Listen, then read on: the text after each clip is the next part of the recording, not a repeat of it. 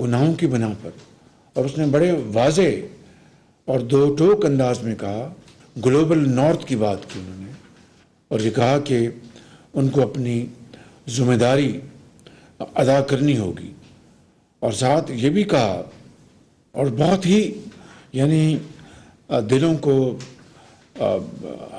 ہلا دینے والی باتیں کی انہوں نے۔ اس طرح کی ترجمانی شاید ہی کسی غیر ملکی ایک ذمہ دار شخص نے کی ہوگی، اور انہوں نے کہا کہ خالی میرے سامنے، ہم موجود تھے وہاں پہ لاڑکانہ میں، تو وہاں پر میں ان کا ترجمان بنا تھا کیونکہ وہ میرے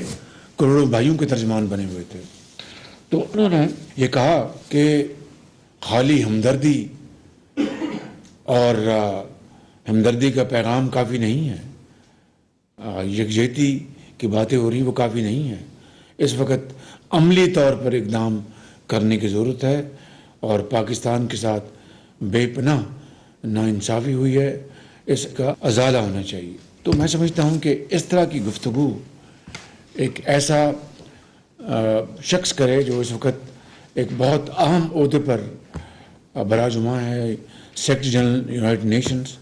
اور خود ان کا تعلق ایک پورچگل کی سوشلسٹ پارٹی سے ہے، تو اس کے اندر ایک دل تھا دکھی انسانیت کے لیے اور غریبوں کے لیے، پسماندہ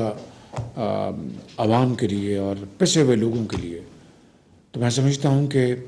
ان کی اس گفتگو کے بعد میں آنریبل ممبرز جو کابینہ کے یہاں پر موجود ہیں، آپ سب سے ملتمس ہوں، میرے علم میں ہے کہ کون کون فیلڈ میں کام کر رہا ہے اور کون کون فیلڈ میں نہیں کام کر رہا۔ میں یہ نہیں کہہ رہا کہ آپ اپنی عام ترین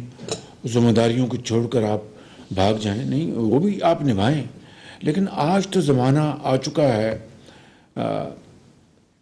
ڈیجیٹل ورلڈ کا۔ آج تو ایک سیکنڈ میں آپ دنیا کے اس دوسرے کونے میں آپ کی کنیکشن آپ کی ایک سیکنڈ میں ہوتی ہے، تو آپ زوم کے ذریعے بھی اپنی ذمہ داریاں نبھا سکتے ہیں، کچھ دکھی انسانیت کے لیے بھی آپ اپنا فرض آپ کو نبھانا چاہیے۔ تو میں جو آنریبل ممبرز اس کام میں آگے بڑھ کے کام کر رہے ہیں، میں یقیناً ان کو اپنی طرف سے، آپ کی طرف سے ان کو سلام کرتا ہوں، دل سے سلام کرتا ہوں، لیکن جو اس کام میں ابھی آگے نہیں بڑھے اور اس کار خیر میں حصہ نہیں ڈال رہے، میری ان سے گزارش ہے کہ وہ آگے جائیں، تاکہ لوگ اس موقع کو ہمیشہ یاد رکھیں گے کہ کون آیا اور کون نہیں آیا، کون اسلام آباد کے ٹھنڈے دفتروں میں بیٹھا رہا اور کون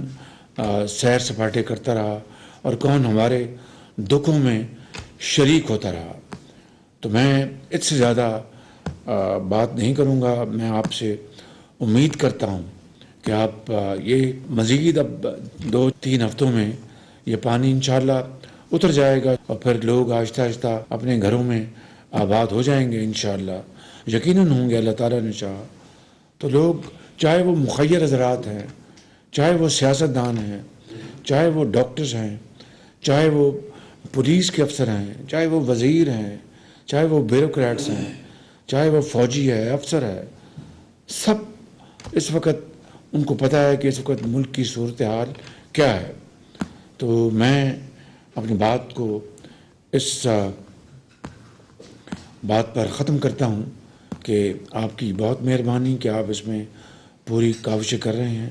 بڑے اخلاص کے ساتھ، لیکن تھوڑا سا اور حصہ ڈالیے اور تھوڑا سا اور آگے بڑھیں، گرمی سہ لیں،